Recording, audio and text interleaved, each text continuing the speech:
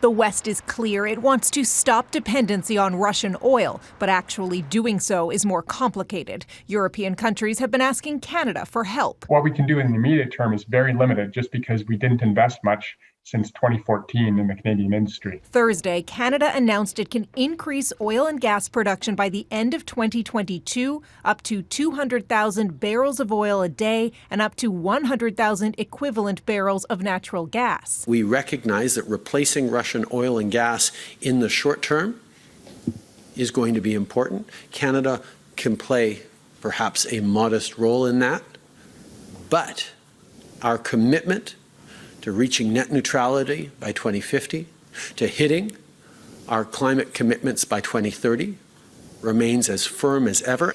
Modest in the face of Russia, which produces 10 million barrels a day. Canada's 300,000 would flow through existing pipelines down to the U.S. Gulf Coast. The Natural Resources Minister says some may be used by the U.S. to offset Russia. The rest will be shipped to the international market, mainly Europe. The government stresses this won't impact Canada's climate goals. Environmentalists disagree. Those two things cannot exist at the same time. We cannot increase our oil and gas production while also meeting our climate goals in the long term. They can start now, but they should have thought of this 7 years ago. Conservatives blame a lack of Liberal investment in the sector. Now we need output. Now we need workers, and we don't have either because of their actions.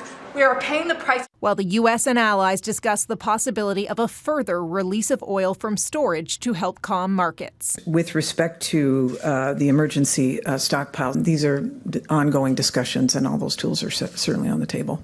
While increasing production to help Europe is the immediate goal, Canada and allies are firm that a transition to clean energy and renewables are the medium and long-term goals. The Liberals trying to convince people they can do both.